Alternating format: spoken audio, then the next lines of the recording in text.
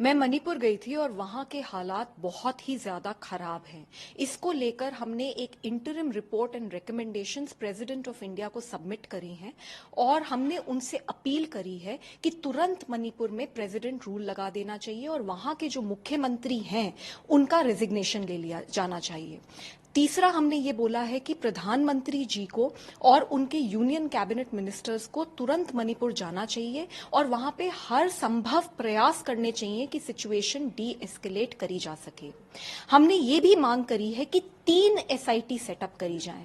पहली एसआईटी तो ये इन्वेस्टिगेट करे कि ये दंगे आखिर हुए क्यों हैं, क्यों ये हालात हो गए कि 60,000 से ज्यादा लोग डिस्प्लेस हो चुके हैं, कईयों की मौत हो चुकी है, कईयों मिसिंग हैं और कईयों के साथ सेक्सुअल असॉल्ट हो चुका है। तो सरकार का क्या रवैया रहा उसके ऊपर जांच होनी बहुत जरूरी है। ये भी जांच होनी जरूरी है कि जो वेपन्स लूट लिए गए हैं मणिपुर पुलिस द्वारा वो अभी तक रिकवर क्यों नहीं करे गए और वो किन सर्कमस्टांसेस में लूटे गए हैं।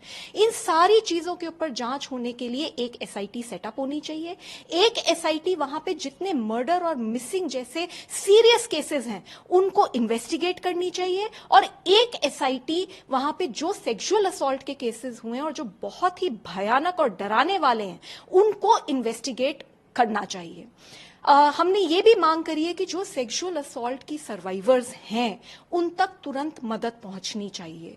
वो लड़कियों के साथ उनको तुरंत दिल्ली लाना चाहिए या वो अगर कोई किसी और स्टेट में जाना रहना चाहती हैं तो वहां लेके जाना चाहिए। उनका पूरा रिहैबिलिटेशन होना चाहिए, उनको हाउसिंग, उनको जॉब्स और उनको कम से कम 25 लाख रुपए का कॉम्पनसेशन सरकार को देना चाहिए।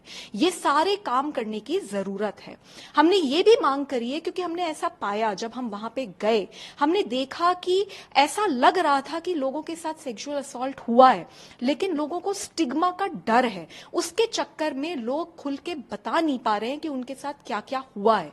तो मणिपुर की जो एडमिनिस्ट्रेशन है उसको तुरंत एक हेल्पलाइन लॉन्च करनी चाहिए जो कि वहां पे वाइड पब्लिसिटी दी जाए और उसमें लोगों से अपील किया जाए कि अगर उनके साथ किसी भी प्रकार का कोई भी सेक्सुअल असॉल्ट हुआ है तो वो सामने आए, उनकी आइडेंटिटी गुप्त रखी जाएगी और उन तक मदद पहुंचाई जाएगी और जस्टिस मिलेगा। हम रिलीफ कैंप्स में भी गए और रिलीफ कैंप्स की हालत बहुत खराब है। सभी रिलीफ कैंप्स में ओवर क्राउडिंग है, मेडिसिन नहीं पहुंच रही हैं, खाना नहीं मिल रहा है, कपड़े नहीं हैं और हमने ऐसे भी रिलीफ कैंप्स देखे जहां पे प्रेग्नेंट विमेन हैं, लैक्टेटिंग मदर्स हैं, एल्डरली हैं, डिफरेंटली एबल्ड लोग हैं और ऑर्फन्ड बच्चे हैं। तो इन सब तक तुरंत मदद पहुंचानी चाहिए। शेल्टर होम्स अगर सेपरेट क्रिएट करने की जरूरत है वो भी करने की जरूरत है। कॉम्पनसेशन इन सब तक तुरंत पहुंचनी चाहिए। हमने ये भी देखा कि जो बच्चे हैं उनके स्कूल्स बंद हो चुके हैं, स्कूलिंग वहां तक नहीं पहुंच पा रही है। तो हमारी अपील है एडमिनिस्ट्रेशन से कि तुरंत ऑनलाइन क्लासेस स्टार्ट करी जाएं और ऐसे बच्चे भी हैं जिन्होंने अपनी हायर एजुकेशन कर रहे थे और अब उनके लिए संभव ही नहीं है वहां तक पहुंचना जहां पर उनके कॉलेजेस थे। तो ऐसे जो स्टूडेंट्स हैं जो हायर एजुकेशन में हैं उनको तुरंत दूसरी स्टेट्स में शिफ्ट करना चाहिए और उनके वहां पे कॉलेजेस में एडमिशन कराए जाने चाहिए।